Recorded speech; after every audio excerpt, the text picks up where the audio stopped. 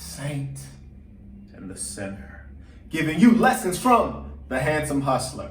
And folks, we're here in Panama today, and when you're in the money laundering capital of the world, you tend to think about money a lot. And when you think about money a lot, you might think of the Jewish people. I want to give you some tips that you can learn from the Jewish people. This is whether you are an individual seeking to learn something, or whether you're a group of people, say the African American people, or whatever else other group of people. The Jewish people have a fascinating history. The first thing to point out is that when you look at the Jewish people, historically they have been oppressed. So if you're a group of people who feel you've been historically oppressed, the African Americans, the indigenous population in Australia, the Latinos in America, whatever the case is, it lets you know you can go from the bottom to the top.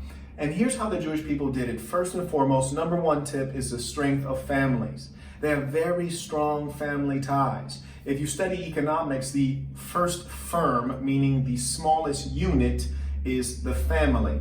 And it's the family that provides for economic stability, that interconnectedness and the support you provide to one another economically. When you have broken families or illegitimacy in families, meaning without fathers, then you have a weak economic unit. You have people who are unto themselves as individuals. They don't have others to rely on. So they start with the family bond. That's number one. Number two is they engage in collective economics. And this is hugely important. In some cultures, and even in the civilized world, you may hear people say foolish things like conflict of interest, or you might hear them say things like, I don't mix family and business, or I don't mix personal and business. Well, in the Jewish community, you find that they often seek to do business with people within their family foremost, and then do business with other Jewish people as a priority. I know this for a fact, having many Jewish friends. So I had an experience some time ago where I was talking to a woman that I've known a long time ago, an older woman, African-American woman. She's known me since I was a child, and she presented me a business opportunity. And eventually she said, I don't know if we'll be able to do this deal because it may be a conflict of interest since we've known each other for 10 plus years. In my head, I was thinking, why would that be a conflict of interest? That should really be something that should accelerate our ability to do the deal because you have trust. I'm a man of integrity. I've been a person of integrity ever since you've known me for over a decade. Whereas I don't think a Jewish person would be inclined to say, oh, we've known each other for a long time, we're related, or we have a strong relationship, let's not do business because of that. So you should seek to do business with family and friends. But here's the caveat. Your family and friends should be high quality people. They should stand upon something. They should have morals. They should be intelligent and savvy. And so that goes to one of the underlying values and characteristics of Jewish people typically.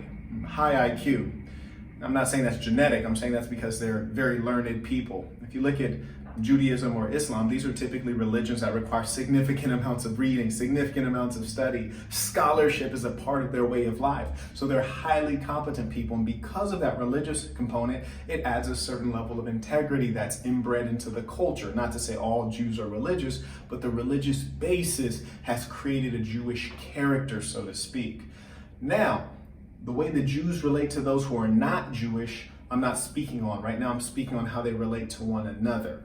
And so that's very important to understand that the family is the first economic firm.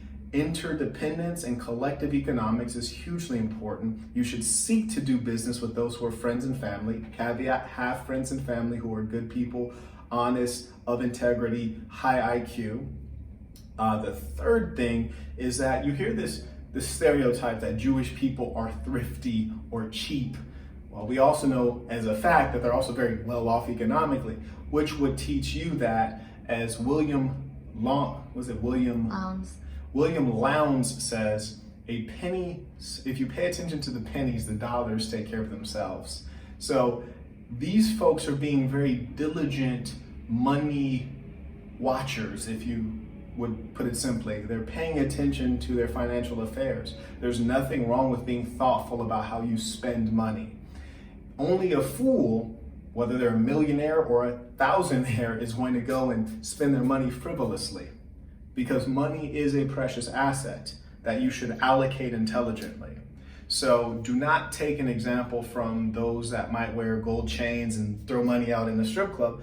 Take an example from those who are modest and spend their money wisely, which is very much so in the Jewish culture. You'll also find that they're money lenders. So often, here's another tip from the Jewish community: consider the kind of professions they go into. Professions that pay and have power.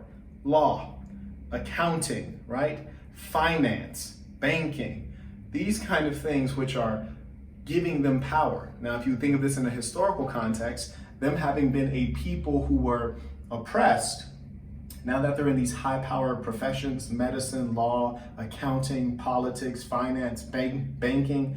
So you went from being oppressed to now you're in the high-power positions, and you're now able to control the society because you are collectivizing with others who are similar to yourself culturally, meaning you have high levels of trust, which means that you now are in a radically different position. And what you see that they're doing now, and this is taking some time, is that now they're putting policies in place to protect their position, which is what all powerful people do.